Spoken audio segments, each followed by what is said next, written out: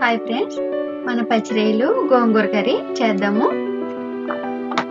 ఇదిగోండి మన గోంగూర శుభ్రం చేసాము. మనం పచ్చిరొయ్యలు కూడా ఇలా శుభ్రం చేసేసుకోవాలి. నడుము మీద నరం కూడా తీసేసుకోవాలి అండి. ఇప్పుడు మన పెద్ద ఒకటి ఉల్లిపాయ చిన్నగా కట్ చేసాము. అలాగే 2 పచ్చిమిరకాయలు, కొంచెం పసుపు వేసుకొని ముందుగా పచ్చిరొయ్యలు మనం ఫ్రై చేద్దాము.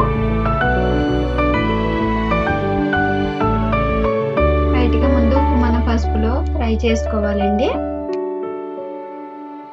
ఫ్రై చేసుకున్నాక వీటిని మళ్ళీ కొంచెం వేగిన దాకా మనం పక్కన తీసేసుకుందాము. ఇలా వేపుకోవాలి. వేపుకొని 2 నిమిషాలు వేపుకున్న తర్వాత పక్కన తీసేసుకోవాలి.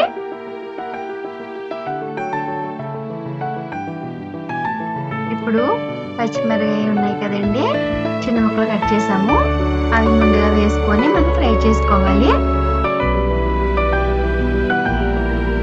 తర్వాత మనం ఉల్లిపాయ కూడా చిన్న ముక్కలుగా కట్ చేసాం కదా, అది కూడా వేసుకొని మనం వేపుకోవాలి. బాగా వేగాలండి. మనం ఇందులో సాల్ట్ వేసేసాము 1 స్పూను.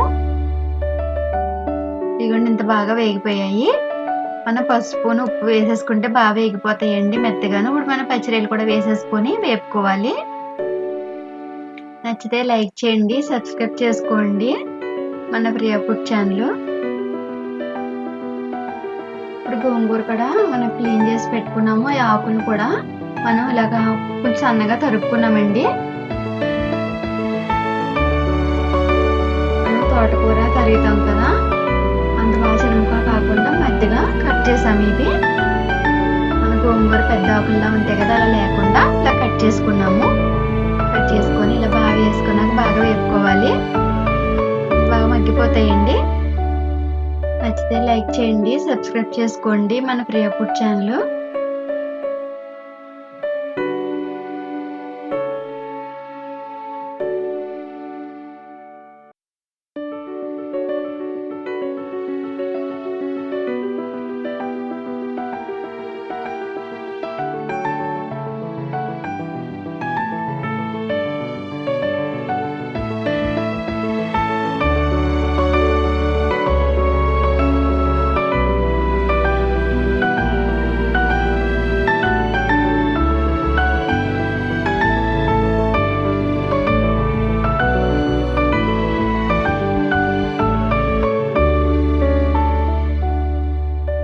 కారం కూడా వేసేసుకుని 1 స్పూను బాగా వేపుకోవాలి.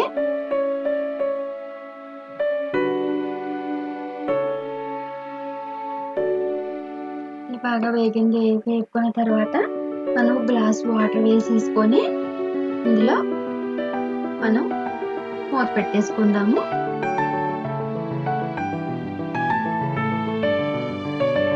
Glass water పోసేయాలండి.